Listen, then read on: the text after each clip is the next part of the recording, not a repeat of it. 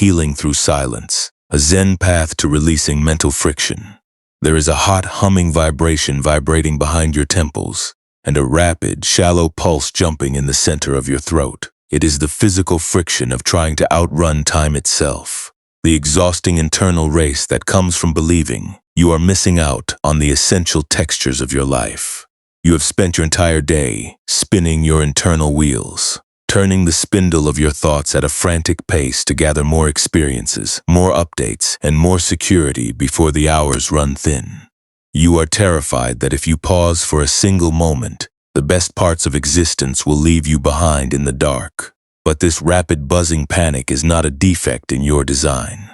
Tonight, your spirit is not required to spin a single inch of thread to prove its fullness. Your inner life is not a leaking vessel you must desperately fill, and we will not force a single tangled fiber to straighten before your heart is ready to rest. Let the air around you settle into the quiet, spacious warmth of a timber spinning shed, nestled deep within a fragrant cedar grove. The atmosphere is cool and thick with a comforting, clean scent of dry cedar wood shavings, raw sheep's wool, herbal indigo paste, and the soft moisture of an evening rain falling outside the paper panels. Beneath your tired back, the mattress supports your weight with the absolute unhurried stability of a heavy hand-carved wooden floorboard, requiring no active balance and no effort from your spine. The frantic, noisy demand to collect information and match the speed of the world is fading away into the dark trees, dissolving into the rhythmic, slow dripping of the roof eaves. In this shadowed, quiet workshop, you are fully permitted to let your arms fall heavy, without any obligation to spin your attention into a single line of worry before the sun rises. It is a quiet, painful paradox of our minds that the more frantically we turn our internal reel to capture the richness of life, the more thin, frayed, and broken our actual experience becomes. We believe that if we can just gather more moments, check for more updates, and stay constantly connected to the pace of the crowd, we will finally achieve a state of lasting contentment. We treat our inner restlessness as a necessary engine, spinning our mental spools so fast that the wooden axle heats up, tangling the raw thread until the fiber snaps under the tension. But ancient Buddhist wisdom offers a surprising, liberating truth about this constant accumulation. The deep peace you are searching for cannot be collected, hoarded, or outrun, because true presence is already inherently complete within the unmoving stillness of your own center. You do not have to chase the thread of time to belong to the fabric of the world, for you are already woven into its heart.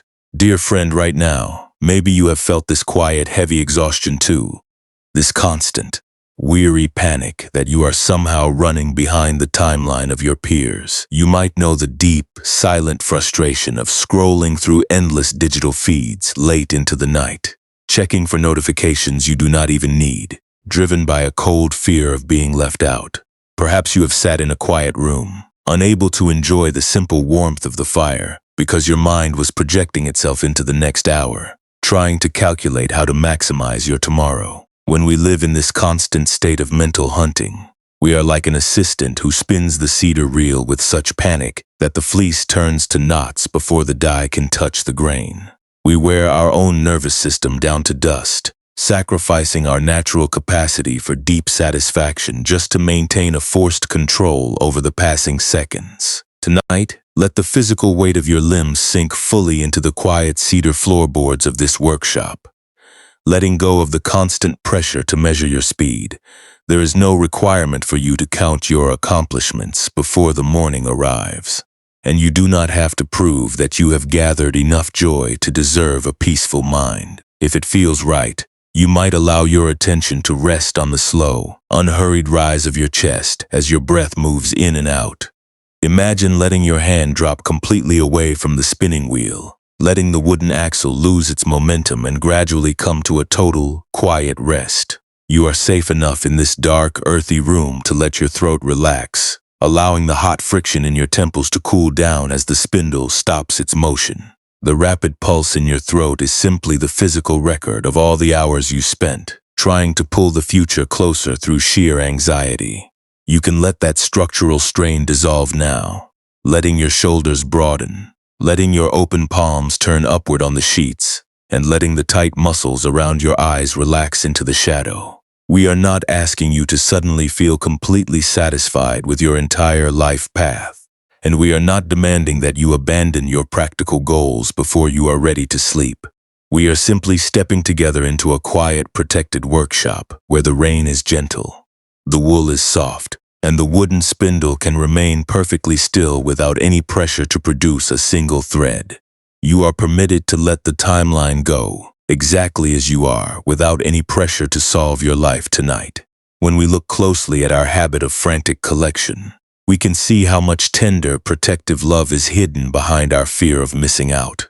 We believe that if we keep moving fast enough, we can outrun the cold reality of our own impermanence. And if we collect enough experiences, we can protect our heart from the quiet void of empty space.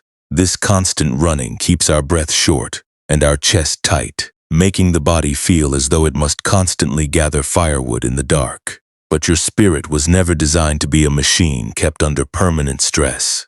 Your heart is like a deep, silent indigo vat designed by nature to transform your life through quiet steeping, allowing the fabric of your soul to absorb its true depth only when it is left completely undisturbed in the dark fluid. Let the physical weight of your bones sink fully into the quiet strength of the wood beneath your bed, letting each joint drop its protective vigilance, one small breath at a time. Your lungs can open, your throat can soften without any restriction, and your awareness can move like the slow, quiet dampness that settles over the cedar trees outside the door. You do not have to calculate the worth of your days tonight, and you do not have to weave a single protective pattern in your mind before the morning arrives. For now, it is entirely enough to be a simple breathing presence resting in a dark room, completely free from the pressure to spin. In the next part of our journey, we will travel to a quiet spinning shed where a young weaver learned the true, freeing power of letting his reel come to a voluntary halt. Allow your awareness to drift quietly backward now, leaving the immediate landscape of your bed and entering a place where the mountain paths are ancient and unhurried. We are traveling together to the high wooded ridges of the cedar grove, where the mountain trail winds through a deep valley of wild, fragrant trees. The air here is cool, damp, and thick with the heavy scent of dry wood shavings, raw sheep's wool, and the soft moisture of an evening rain falling outside the paper panels. In this secluded workshop, a young weaver's assistant named Daichi was preparing for a busy season. He was a young man of remarkable focus and diligence, trusted by the local weavers to gather the raw fleece and turn it into smooth, strong yarn. Yet, despite his natural capability, his chest was constantly filled with a silent, paralyzing anxiety. Before every festival season, his mind would spin with 1,000 terrifying scenarios of what might happen if the wool ran thin before the winter arrived. He was terrified of being caught unprepared by a sudden shortage of materials, losing his position in the workshop, or falling behind the highly productive weavers of the lower valley.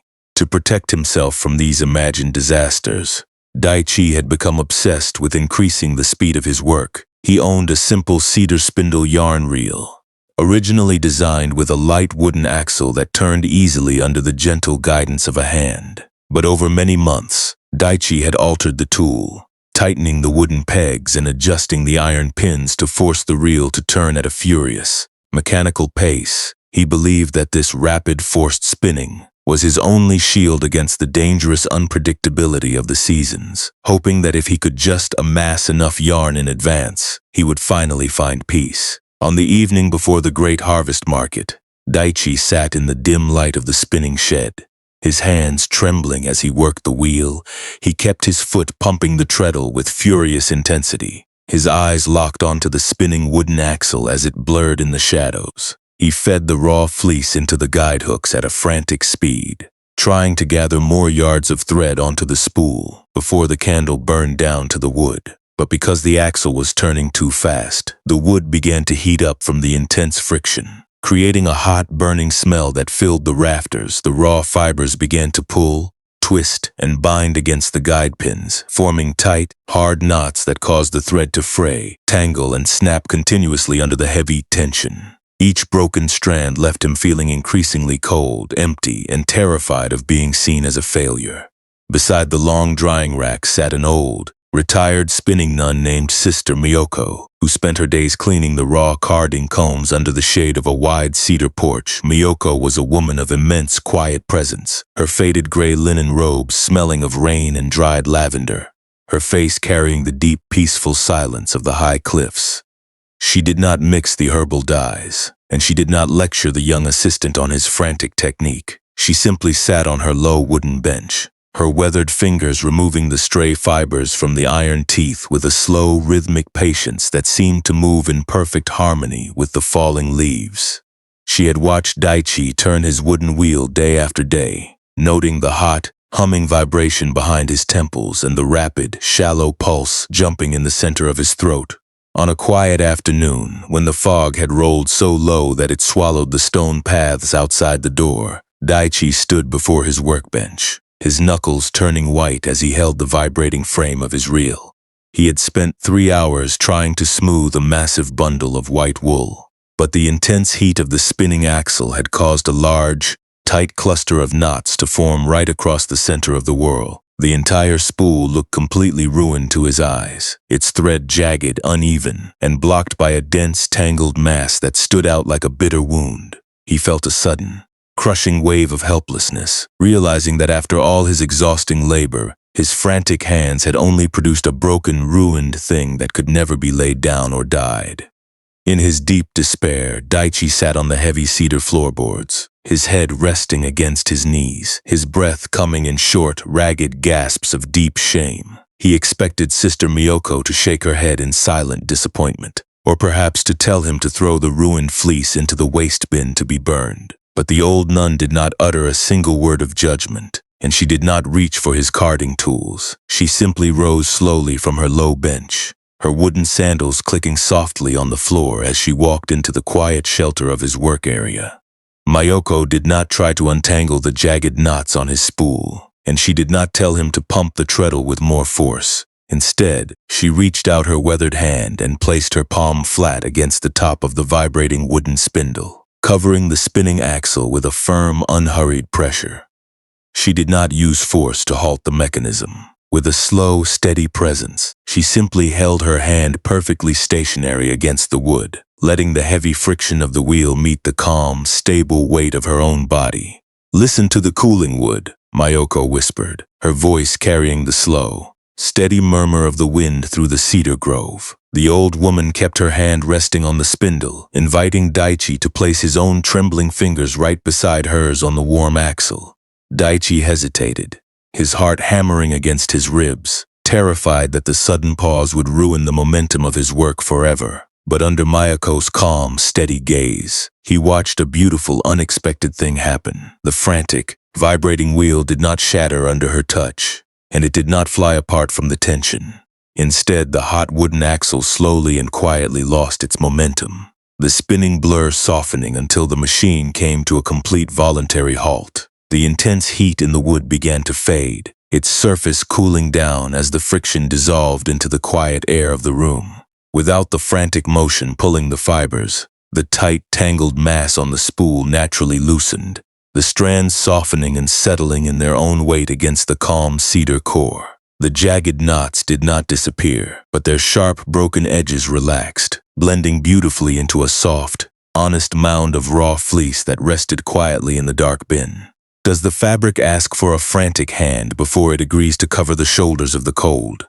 Miyoko asked quietly, her eyes carrying the deep, unruffled peace of the forest. A sudden, deep wave of emotional recognition washed through Daichi's chest, the rapid pulse in his throat and the hot, humming vibration behind his temples finally beginning to dissolve. He looked at the simple, stationary spindle in his hands, seeing how beautifully the wool settled when it was allowed to rest, completely undamaged by the very lack of speed he had spent his days trying so desperately to outrun. He realized for the first time that his daily agony was not caused by a shortage of time or the roughness of the fleece. He had been trying to turn his living, breathing spirit into a cold mechanical engine, believing that if his hands did not match the frantic pace of the world, he was completely unworthy of his place by the fire. He saw that the thread was beautiful, precisely because it was allowed to gather in its own time, rooted in the quiet, unhurried weight of the wood from which the reel was carved. He sat quietly on the cedar floorboards beside Sister Mayoko, letting his raw palms rest flat against the cool timber. As the quiet spinning shed filled with the clean smell of dry wood shavings and the silent, beautiful realization of his own unhurried worth, this quiet,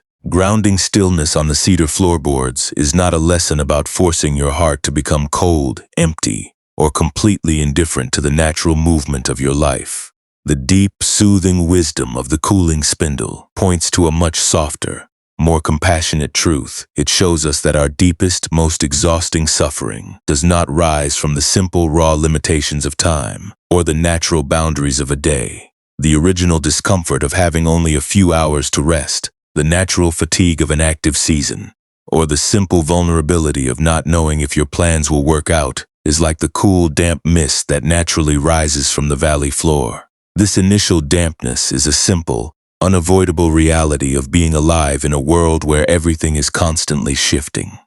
The ancient cedar trees do not feel angry at the clouds for soaking their bark, and the old workshop porch does not try to dry the forest with fire. It simply accepts the moisture as a natural part of its quiet existence. But in our human lives, we often believe that we must remain completely fast, productive, and untouched by fatigue to be worthy of our space. We feel the cold touch of a slow, unwritten season, and we immediately react with a deep, systemic panic. We do not just feel the natural limitation of our human energy. We begin to tell ourselves stories about our unspun worth, believing that our quiet, empty spaces are a sign of a fundamentally ruined life that will be left behind by the world. This secondary reaction is where our true suffering is born, as we spin our internal reels with frantic intensity, trying to force our unique timeline to stay ahead of the dark. Our true weariness begins when we try to accumulate our peace through sheer mental labor. We tell ourselves that if we can just gather more moments, check for more updates, and stay constantly connected to the pace of the crowd, we can keep our world completely safe. We turn our thoughts into a rigid, buzzing engine. We lock our attention onto the potential scarcity of tomorrow, trying to maintain a perfect, flawless control over the passing seconds. This frantic desire to secure our life before it passes us by is what we call a gripping mind. It is the desperate, white-knuckled need to keep our internal spool turning at a furious speed. But this forced momentum does not actually preserve our strength.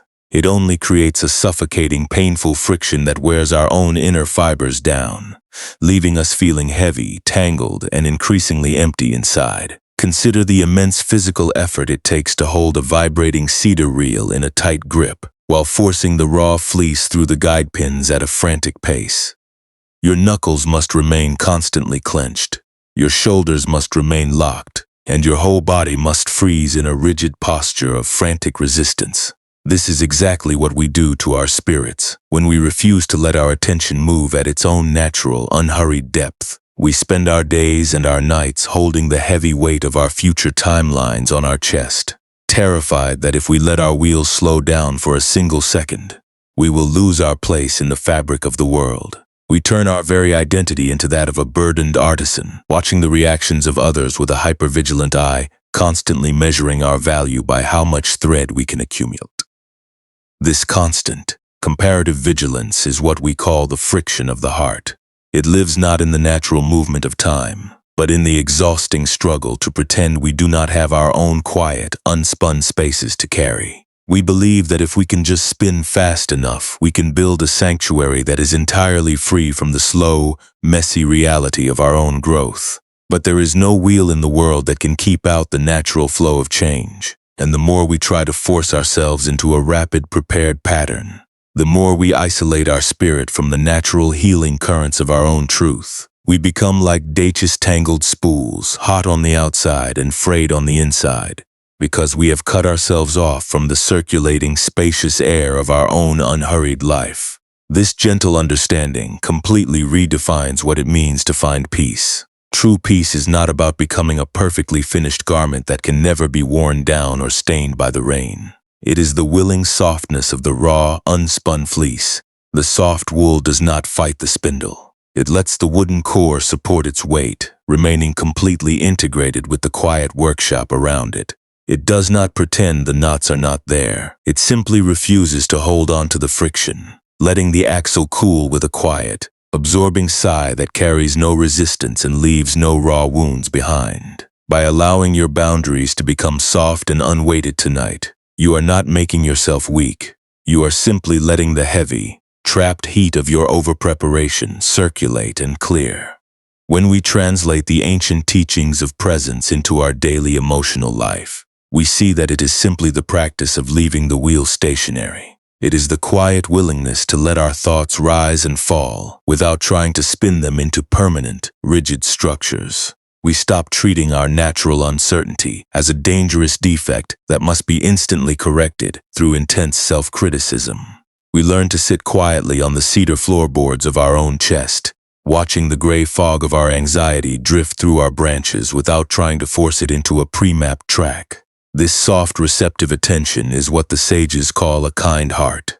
It is the gentle space we offer to our own tired temples, letting the weariness exist without trying to fix it through shame. You do not have to become a perfectly decorated guide tonight, and you do not have to carry your heavy calculations into your dreams. The protective habits you have built over the years were created out of a very deep, tender love for your own safety. They were built by a part of you that was simply trying to survive a season of intense pressure and cold self-doubt. We can honor that defensive guard without letting it run our lives forever. We can gently tell ourselves that the passing seconds are not an enemy, and that the ground is finally safe enough for us to loosen our grip. We can let the wooden axle lose its momentum, allowing the wide, empty space of our spirit to catch the cool night air. Imagine the immense relief of letting your neck and your stomach soften, dropping the heavy weight of your self-protection. You do not have to prove that you are completely healed or perfectly prepared before you are allowed to sleep.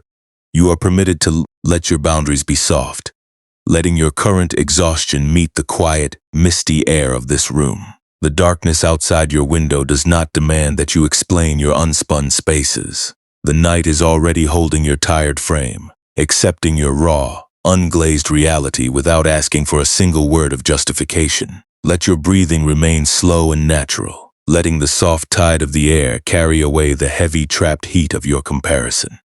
As you rest here in the quiet safety of your room, let the realization settle into your heart that you are not separate from the wider world. The heavy reels you have tried so hard to turn are just temporary structures, made of simple wood that will eventually return to the damp forest floor. You do not have to carry the burden of your timeline alone, and you do not have to turn your spirit into iron to remain safe. For now, it is entirely enough to let your breath move like a quiet, warm wind through your empty spaces, connecting your quiet body to the vast, peaceful darkness of the night. In the next part of our journey, we will practice a gentle, somatic meditation, learning how to slowly release the tight grip that has kept our internal world spinning for so long. If it feels right, you might allow your attention to settle very gently into the physical reality of your own body, resting quietly where you are. There is absolutely no need to change your physical position right now, and you do not need to sit up to begin this practice. Perhaps you can simply notice the firm, steady support of the mattress beneath your shoulders, your lower back, and your hips. Even noticing the soft texture of the sheets against your skin is a beautiful way to bring your awareness home. There is no requirement for your mind to be completely free of thoughts right now, and you do not have to banish a single internal plan to find your way into this quiet shelter. We are simply pausing at the edge of our own physical presence, letting the heavy weight of the day's guarded postures settle into the quiet earth. Perhaps you might pay attention to the natural, unhurried flow of the air as it passes through your nostrils and down into your lungs. There is no need to take deep, calculated breaths that create a tight tension in your throat. Let your chest expand in its own time, like the quiet, damp mist moving through the wet cedar trees outside the workshop porch. Each soft inhalation brings a cool, spacious comfort to the back of your neck, easing the tight pressure behind your temples. Each soft exhalation carries away a tiny fragment of the heat you have carried in your throat. If your breathing feels a little shallow or uneven tonight, there is absolutely no need to correct it. Even noticing the shallow quality of a breath is enough to bring your awareness back to the present. We are not trying to force the air to be perfect, but simply allowing ourselves to be breathed by the quiet night. As you lie here, you might allow yourself to visualize the hot, humming vibration behind your temples. Do not try to massage it away with force, and do not try to punish your body for holding onto its tension. You can simply bring the cool, quiet moisture of your breath directly to that area, letting the air surround the tightness like a soft forest mist.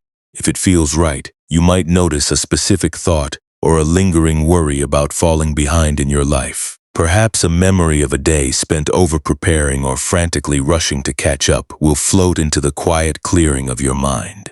Do not try to push this thought away, and do not try to fix the feeling of being unready. You can simply watch it rise like a small trail of smoke in the cool mountain air. If it feels right, you might quietly name the emotional pattern that has taken hold of your thoughts. You can tell yourself that this is the habit of the frantic reel. This is the old, weary desire to spin every single fiber into a permanent result before you are allowed to rest. Just naming this pattern brings a soft, spacious distance to the heavy anxiety. Now, if it feels right, you might visualize yourself sitting quietly on the heavy cedar floorboards of the spinning shed, holding a small wooden peg in your hands. Beside you rests the image of your vibrating wooden yarn spindle, its axle warm with friction, its pins tight with double-braided hemp, and its spool bulging with tangled white thread. This object carries the weight of all your expectations, your self-defense, and your exhausting struggles to keep your future completely controlled. You do not have to spin it any further tonight, and you do not have to untangle the knots to sort through the wool. With each slow, easy exhalation, imagine a calm, steady hand gently resting against the top of the warm wooden axle. You do not have to struggle or apply heavy force. Perhaps you can simply watch the spinning blur slow down naturally, matching the quiet, slow widening of your own chest. As the mechanism loses its momentum, imagine the hot friction dissolving into the cool, misty air of the room. The wooden spindle does not shatter under the touch. It simply comes to a complete, voluntary halt, leaving the surface of the wood completely cool, dark, and clear under the twilight sky. Let the image of that resting weight settle deep within your chest, allowing your own muscles to feel that same profound wave of physical relief. Whenever you are ready, you can gently let these images dissolve back into the quiet shadows of your mind, returning your focus to the physical safety of the room where you are resting. Feel the quiet, solid support of your bed holding your hips, your shoulders, and your limbs. The mattress is cradling your frame without asking for any balance, requiring no effort to remain upright. The air around you is still and cool, carrying no competitive expectation and no demands for you to prove your worth. Your fingers are lying empty and soft against your sheets, completely freed from the tight, white-knuckle grip on the spinning wheel. You have set the heavy armor down, allowing your body to sink into the unhurried, peaceful present. There is no need to force a complete unbinding of your spirit tonight, and you do not have to decide how you will walk your path tomorrow. Even noticing the subtle softening of the muscles in your jaw is a profound step toward your own inner peace. You are fully permitted to let your chest feel heavy, and you are allowed to let your weariness rest in the quiet dark. The wheel does not demand that its threads be woven into a garment in a single second. The universe moves in its own time, bend by bend, under a quiet, patient sky. Let your breath remain slow, natural, and completely quiet as the vast, dark night holds your tired spirit. Perhaps you can feel the quiet weight of your blanket pressing down on your limbs like a warm, protective hand of cedar wood. This weight is different from the stiff, rigid tension of your daily self-preservation. It is a comforting, stable boundary that reminds you that you are entirely safe in this room. You do not have to defend your unspun spaces against the coming day, and you do not have to weave a single extra pocket of safety onto your life to prove that you are worthy.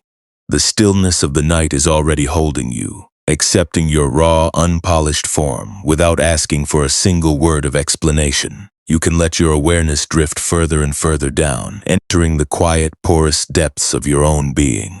Notice if there is any remaining tightness in your fingers, your jaw, or the back of your neck. If it feels right, Imagine that this stiffness is like a loose thread on an old wooden spool. You do not have to pull it out with force, and you do not have to fight the tension. You can simply allow the cool, damp mist of your breath to wash over this area, letting the tightness soften in its own time. The quiet fibers of your body know how to absorb this gentle attention, and they know how to relax when the environment is ready. There is no hurry, and there is no obligation to resolve a single doubt before you let your eyes close. You are permitted to be exactly as you are in this silent, dark sanctuary. With each slow, unhurried breath, you might feel a gentle, wave-like sensation moving through your torso. This movement is like the soft wind of the forest, flowing quietly through the deep valley to let the cedar trees breathe. It is a slow, rhythmic current of life that moves without any assistance from your active thoughts. You do not have to steer this flow, and you do not have to worry about where your path is heading. You are safe enough to trust the quiet, uncarved stone of your life tonight, allowing your thoughts to drift like loose leaves on the workshop floor. The air is cool, the world is quiet, and you are permitted to rest. Let the quiet silence of the room absorb the last, faint vibrations of your future planning. There are no expectations to satisfy in this dim sanctuary, and there are no judges to please before the morning arrives. The future is still resting under a blanket of quiet, cool mist, and the past has already dissolved into the damp forest floor. You are here in this very second, a simple breathing presence that has survived the heaviest currents of the year. Let your eyelids become heavy, letting your spirit sink into the vast protective dark of the night, knowing that your unarmored soul is completely safe to rest. Let the quiet Siddharma stillness carry your awareness even further along the mountain slope, entering a dark, stone-walled courtyard where the river water was channeled into deep wooden basins.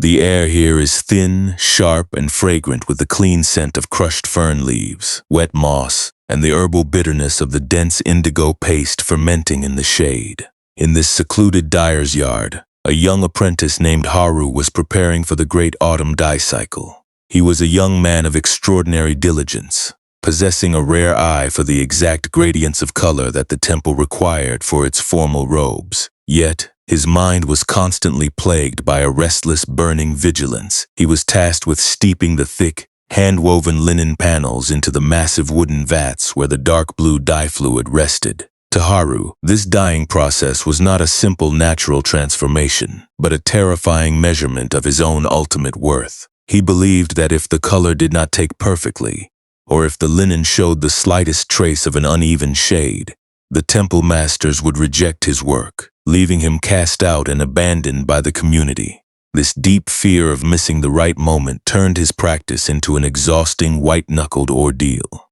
Every hour as the heavy cloth lay submerged in the dark, silent fluid, he would hover over the rim of the vat, his stomach tightening with a cold, fluttering panic.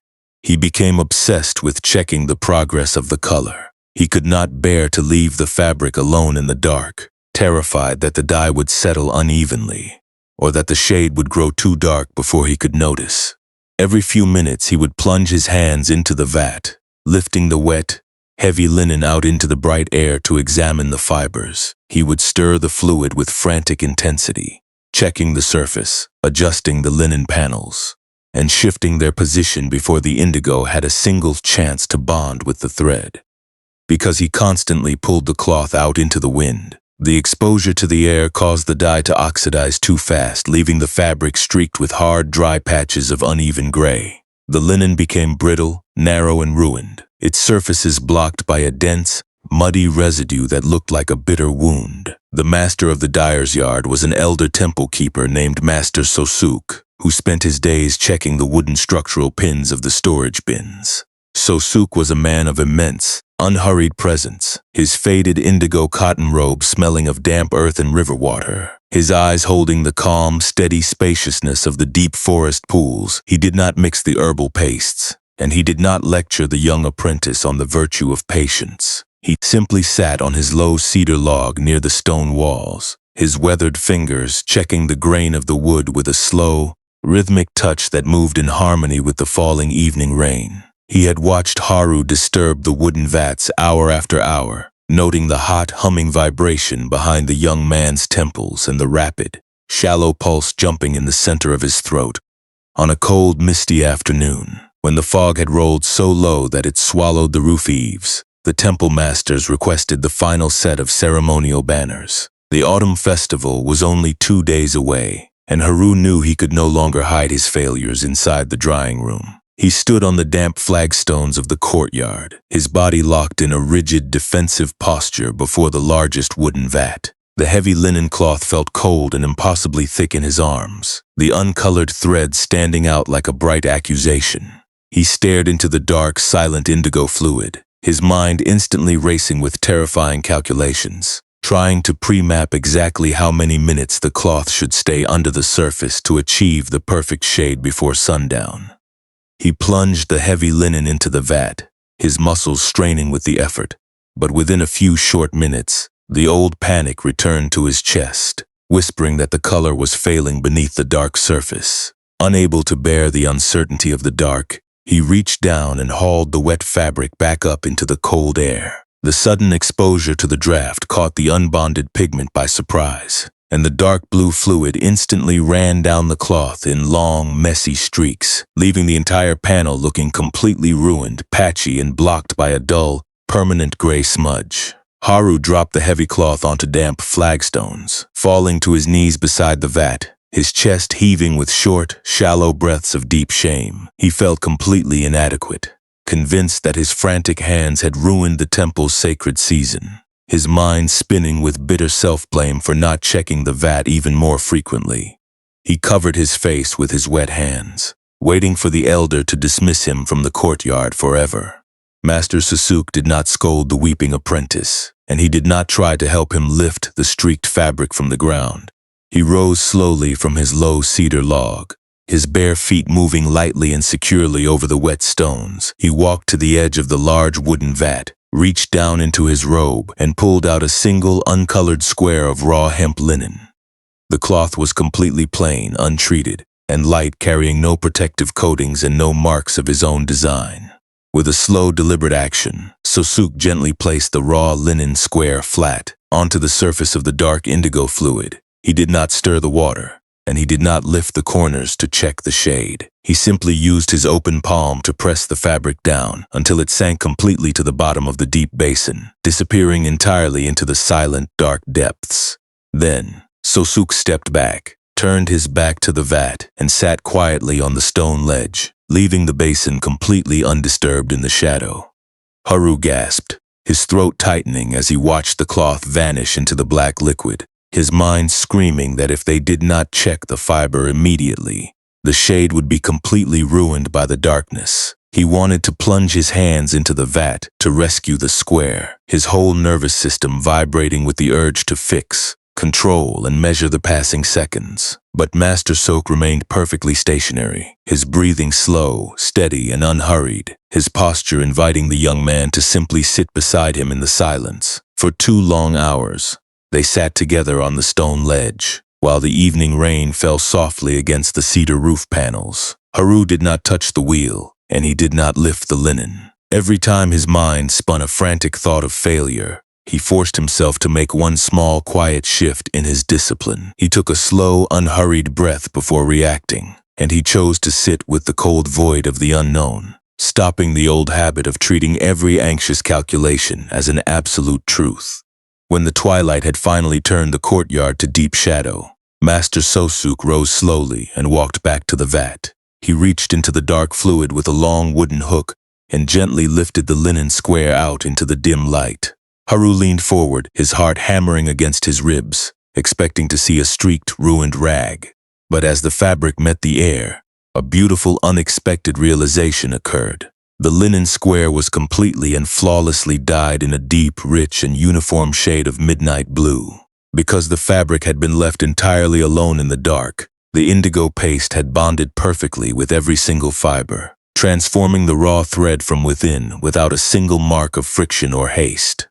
Sister Kayo's old question about the river seemed to echo through the quiet stone walls, blending beautifully with the sound of the rain. Haru looked at his stained, dark fingers, seeing how the true color only took hold when he finally stopped his frantic checking. He did not become a magically perfect master in that single hour, and the old fear of being inadequate still carried a quiet vibration behind his temples.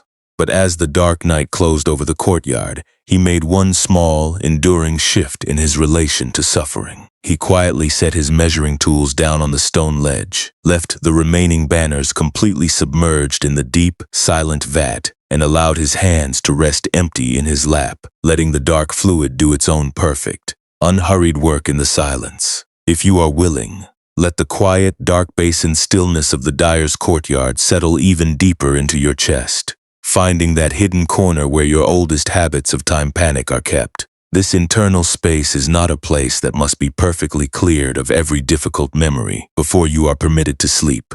When we look closely at our quiet habits of overthinking, we can feel the immense, silent weight of self-judgment that keeps our body locked in a permanent, protective stance. We look at the uncertainty of tomorrow, and we treat our own raw, unwritten moments as a dangerous threat that must be instantly covered up with a rigid, forced schedule. We use shame to punish our own honest hesitation, believing that if we are only harsh enough with our doubts, we can force our lives to look perfectly solid and secure. This is the hidden, painful cycle of our daily suffering, a pattern of inner resistance that turns our natural sensitivity into a heavy, exhausting cage. We spend our evenings replaying our past conversations, tracing every tiny verbal slip in our minds, and wishing we could reach back into the dark to change every imperfect thread of our conversation. We look ahead into the future, trying to calculate every reaction so we can prevent ourselves from ever experiencing the cold sting of another person's disappointment. We seek the constant reassurance of external approval, hoping that if someone else declares our path to be correct, we can finally stop the cold, fluttering panic in our stomach. We become so consumed by the fear of making a wrong move that we freeze, turning our very hesitation into a heavy identity, defining ourselves as someone who is permanently unready, falling behind, and unfit for the journey. But deep, compassionate Buddhist wisdom offers a beautiful, comforting distinction between the simple, unavoidable difficulties that life naturally brings and the extra, exhausting suffering we create through our own resistance. The world will always present us with raw situations, unexpected changes, and the genuine, painful reality of feeling lost when our minds are tired. This is the first kind of pain, a natural, necessary part of being alive in a world that is constantly in motion. It is like the evening rain that naturally sweeps across the stone courtyard, dampening the flagstones and making the air cool. We cannot stop the rain from falling, and we cannot prevent our journey from occasionally crossing an unfamiliar path. This initial weathering is not a personal failure, and it is not a sign that your life is ruined. It is simply the natural landscape of a heart that is soft enough to belong to the earth. To understand how we multiply this pain, imagine a single panel of raw, hand-woven linen that has been submerged into the dark fluid of a deep wooden vat. The dye paste naturally surrounds the fabric, soaking the fibers and shifting its tone in the darkness. If the cloth remains loose and unweighted, it simply yields to the deep immersion, absorbing the rich indigo color slowly and evenly throughout its grain. This is the natural flow of the elements, a quiet process that carries no friction and leaves no permanent damage. But if the apprentice becomes so terrified of the darkness that they try to keep the cloth from ever staying still, they might pull the fabric out into the wind every few minutes to check its progress. This constant, frantic movement exposes the wet fibers to the air too soon, creating a hard, uneven oxidation that sets the color in messy lines. The natural transformation is disrupted. The fabric becomes stiff and brittle, and the constant friction prevents the deep blue pigment from ever bonding smoothly with the thread. The resulting streaks and gray patches on the linen are not caused by the quality of the indigo or the depth of the basin. The ruin was created entirely by the maker's frantic, desperate struggle to force a naturally slow process to show its final results before the fibers were ready. In the very same way, our deepest emotional suffering does not rise from our raw, unmapped situations, but from the hard, defensive layers of checking and measuring we use to cover them.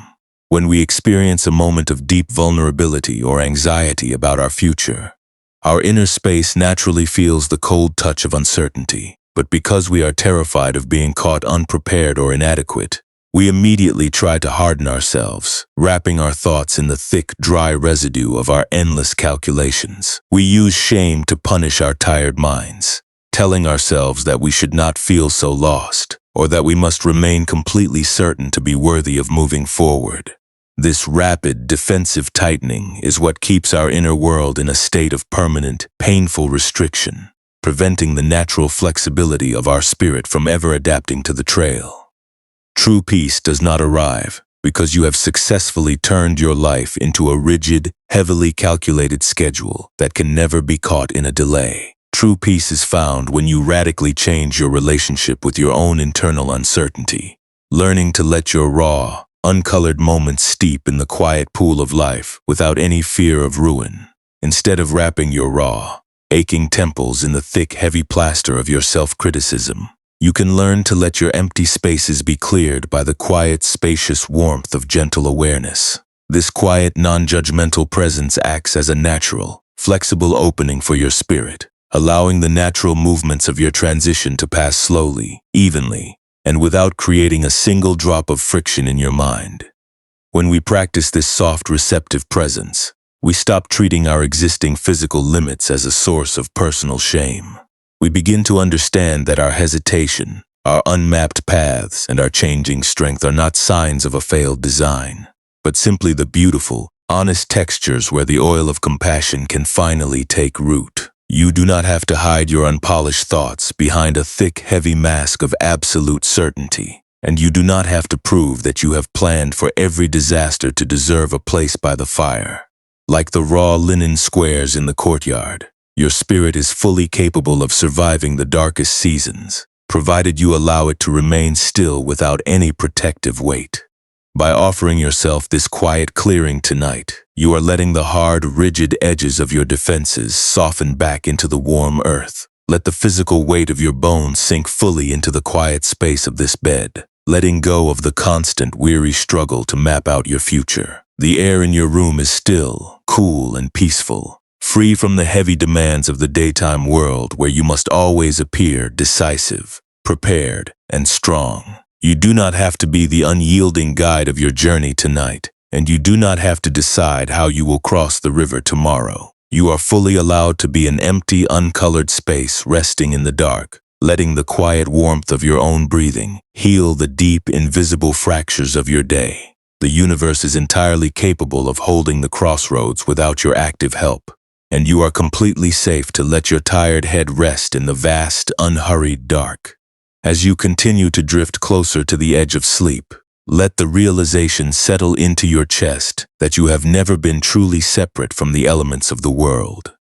The heavy reels you built in your mind to isolate yourself from the risk of making mistakes are just temporary structures, made of simple wood and fiber that will eventually return to the damp forest floor. You do not have to survive the fog alone, and you do not have to turn your spirit into iron to remain secure. For now, it is entirely enough to let your breath move like a quiet, warm draft, connecting the quiet clay of your chest to the vast, peaceful darkness of the night. In the next part of our journey, we will explore how we can carry this soft, radiant warmth into the busy, challenging moments of our modern daily lives.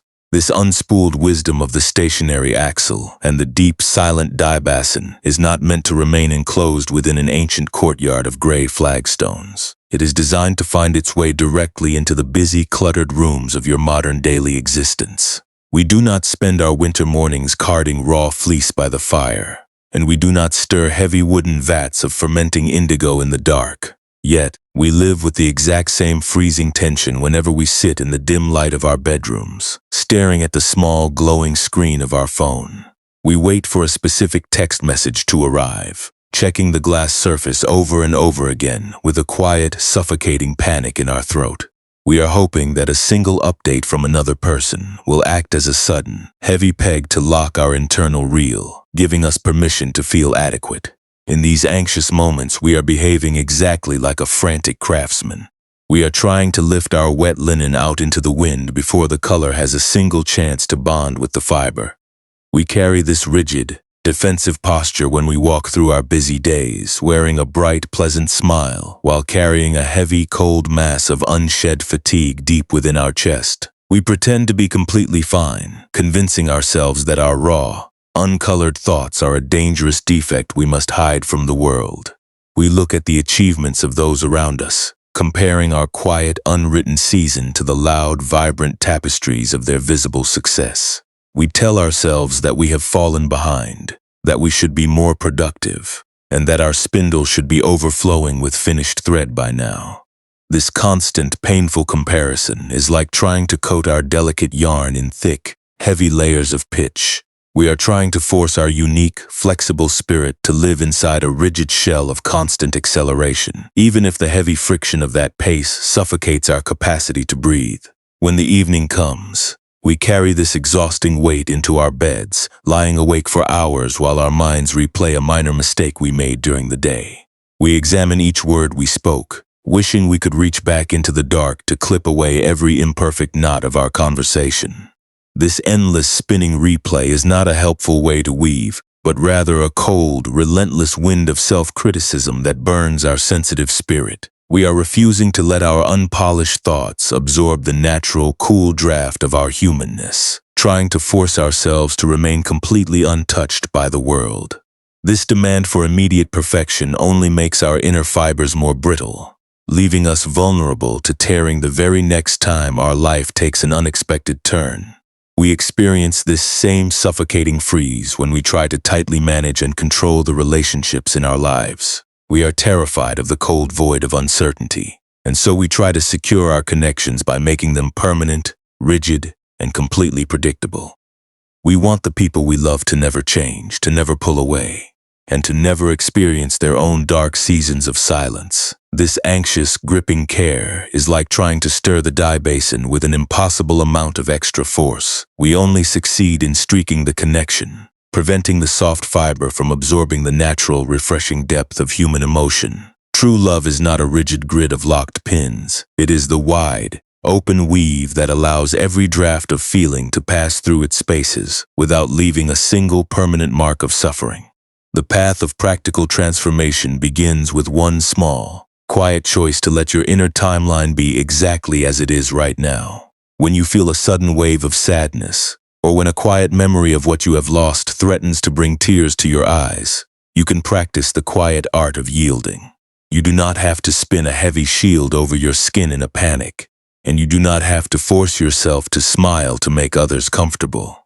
You can simply allow your throat and your diaphragm to soften, letting the cold air of your anxiety pool quietly in the center of your chest. This gentle pause is like placing your raw fleece on the wide, dark floorboards of the workshop. You are choosing to let your feelings settle slowly, naturally, and at their own pace, without trying to pull them out into the bright light of your own shame. You can also practice this soft, yielding presence when you find yourself wanting to rest but feeling a heavy, nagging sense of guilt for doing nothing. We have been conditioned to believe that our worth is measured entirely by how much yarn we can accumulate, and that a quiet, inactive season is a sign of personal failure. But the wise old temple keepers remind us that stillness is not a waste of time. It is a sacred, necessary gathering of resources. The fabric must remain completely submerged during the dark hours, resting in the silent vat so it can absorb the rich depth of the night. You do not have to earn your rest by exhausting your wheel completely first. Your quiet, unspun moments are the very soil that nourishes the green growth of your future. Tomorrow, when you feel the pressure to be perfectly fast and untouched by the changes of your life, remember the lessons of the high courtyard. You do not have to turn your heart into an unyielding block of iron to survive the current. When an unexpected storm arrives, you can choose to let your wheel lose its momentum, letting the heavy wave of reality pass through your branches without trying to fight its weight. You can choose to stop treating your anxious, frantic thoughts of failure as absolute truth, allowing your mind to rest in the spacious, quiet dark of the present.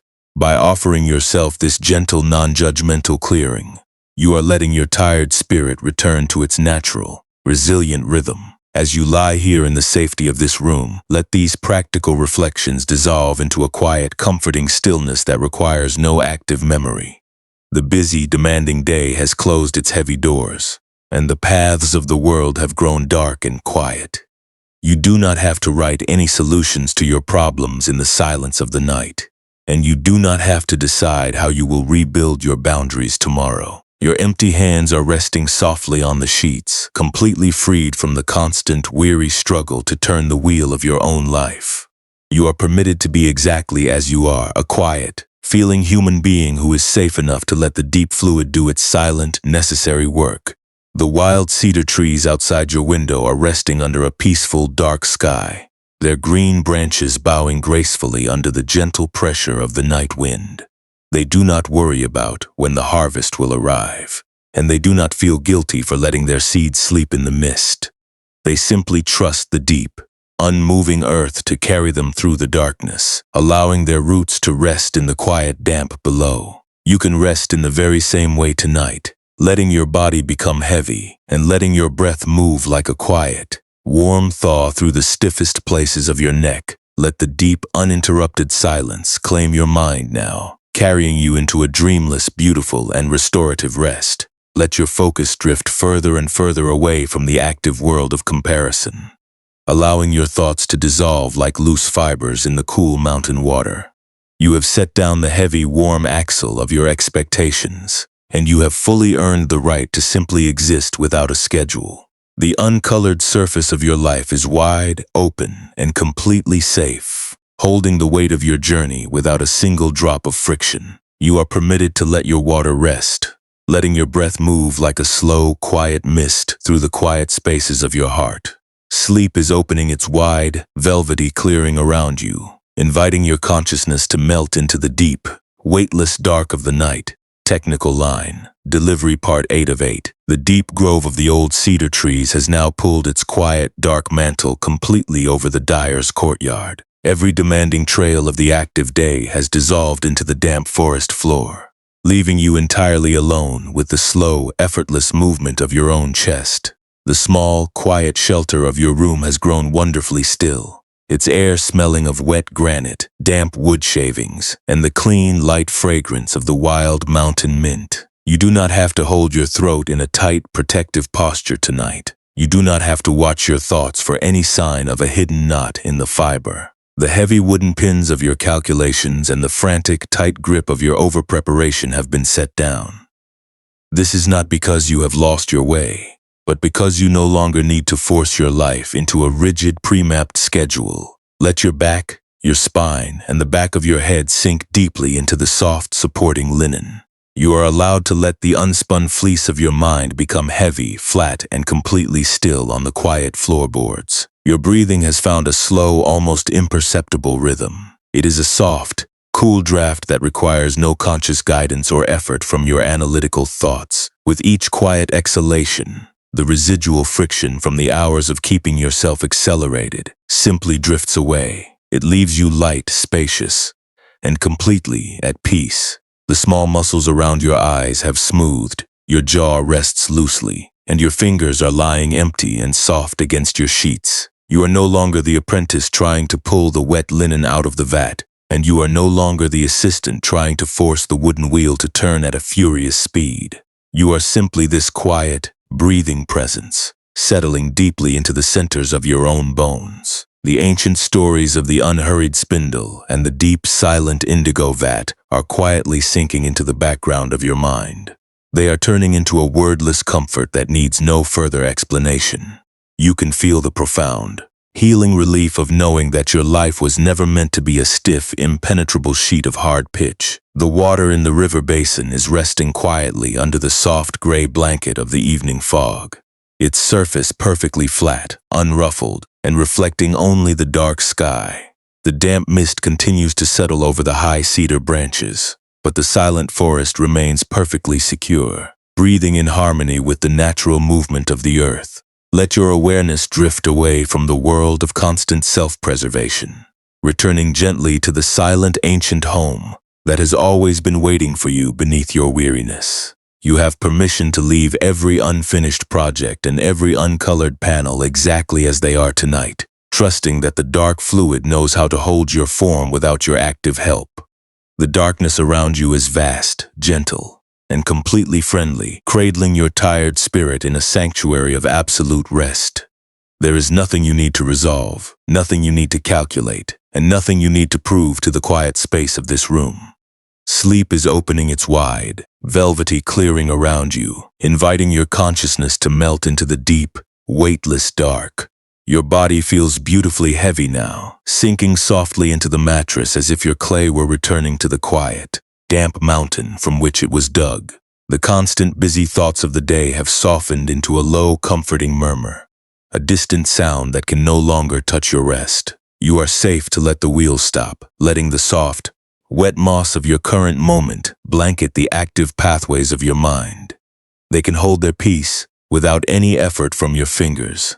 The universe has taken over the work of protecting your life, allowing your mind to stop its constant vigilance and simply dissolve into the night. Let yourself glide deeper into this quiet pool of rest, feeling the soft texture of the silence as it settles over your temples. The air is still, clean, and cool, carrying no more demands, no more directions, and no more expectations to satisfy.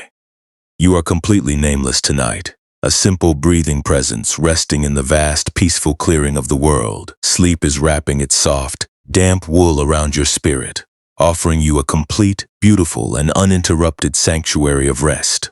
The raw, untreated fleece of your heart does not need to be woven into a final pattern to survive the dark night in the chest. It can lie flat on the cool cedar timber, letting the damp moisture of the air soften its fibers without any need to stay tight. Your mind can remain completely empty of thread, letting the cool wind pass through its spaces, knowing that your natural flexibility is the very quality that keeps you integrated with the dark. You do not have to turn your axle to stay ahead of the light. You can let the natural darkness settle against your skin, letting the cool evening rain wash away the last lingering traces of your comparison. Let your eyelids become heavy, letting your spirit sink into the deep, quiet depths of your own being. There is no requirement for you to find the right alignment for your life before the morning arrives, and you do not have to prove that you are completely finished to deserve a peaceful mind. You are here, in this very second, a simple, uncolored space resting in a dark room, completely free from the pressure to perform. The darkness outside your window is holding your tired frame, accepting your unspun path without asking for a single word of justification. Let your breathing remain slow, quiet, and perfectly natural as the vast dark night carries you into a deep, dreamless rest. What if the quiet, unnumbered hours you have spent trying so hard to outrun are the very spaces where the deep, beautiful colors of your true belonging were always meant to settle in the dark?